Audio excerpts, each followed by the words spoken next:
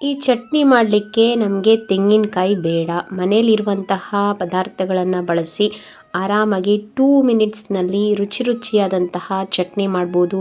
Easy ಆದಂತಹ quick ಆದಂತಹ ಚಟ್ನಿ ಮಾಡಲಿಕ್ಕೆ ನಮಗೆ ಇಷ್ಟೇ ಪದಾರ್ಥಗಳು ಸಾಕು. ಇದು ಆಲ್ಮೋಸ್ಟ್ ಎಲ್ಲರ ಮನೆಯಲ್ಲೂ ಇದ್ದೇ ಇರುತ್ತೆ. ಸೊ ಇದಕ್ಕೆ ನಾನೀಗ ಒಂದು ಮೀಡಿಯಮ್ ಸೈಜ್ ಈರುಳ್ಳಿಯನ್ನು ಹಾಕ್ತಾ ಇದ್ದೀನಿ, ಹಾಗೆ 2 ಟೊಮೆಟೊ ಹಣ್ಣನ್ನು ಹಾಕ್ತಾ ಇದ್ದೀನಿ. 2 ಚಿಕ್ಕದಂಥ ಟೊಮೆಟೊ ಹಣ್ಣಿದು, ಒಂದು ಬ್ಯಾಡಗಿ ತೊಗೊಂಡಿದ್ದೀನಿ, ಒಂದು ಗುಂಟೂರು ತೊಗೊಂಡಿದ್ದೀನಿ, ಹಾಗೆ 3 ಹೆಸರು ಬೆಳ್ಳುಳ್ಳಿ ತೊಗೊಂಡಿದ್ದೀನಿ, ಸ್ವಲ್ಪನೇ ಹುಣಸೆಹಣ್ಣು ತೊಗೊಂಡಿದ್ದೀನಿ ಮತ್ತು ಸಾಲ್ಟ್ ಹಾಕಿದ್ದೀನಿ. ಇಷ್ಟನ್ನು ಇವಾಗ ನಾನು ಸ್ವಲ್ಪ ತರಿಯಾಗಿ ಗ್ರೈಂಡ್ ಮಾಡ್ಕೊಂಡಿದ್ದೀನಿ. ಇಷ್ಟು ತರಿಯಾಗಿ ಗ್ರೈಂಡ್ ಮಾಡಿಕೊಂಡ್ರೆ ಚೆನ್ನಾಗಿರುತ್ತೆ ಚಟ್ನಿ. ಸೊ ಈ ಥರ ತರಿಯಾಗಿ ಇರಲಿ. ಒಂದು ವೇಳೆ ನಿಮಗೆ ನೈಸಾಗಿ ಚಟ್ನಿ ಆಡಿಸ್ಕೊಳ್ತೀವಿ ಅಂದ್ರೂ ಓಕೆನೇ. ಇದಕ್ಕೊಂದು ಒಗ್ಗರಣೆಯನ್ನು ಮಾಡ್ಕೊಳ್ಳೋಣ. ಅದಕ್ಕೆ ಒಂದು ಬಾಣಲಿಗೆ 3 ಟೀ ಸ್ಪೂನ್ ಎಣ್ಣೆ ಹಾಕ್ತಾ ಇದ್ದೀನಿ.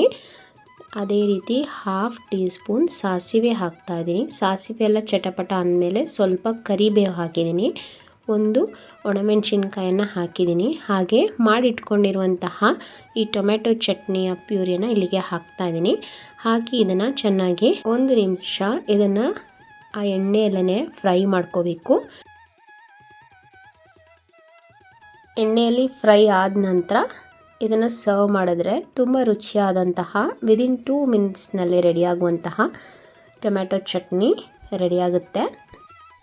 ಇದಕ್ಕೆ ನಾವು ಹುಣಸೆಹಣ್ಣು ಹಾಕಿರೋದ್ರಿಂದ ಒಂದು ಒಳ್ಳೆ ಟೇಸ್ಟನ್ನು ಕೊಡುತ್ತೆ ಈ ಟೊಮೆಟೊ ಚಟ್ನಿ.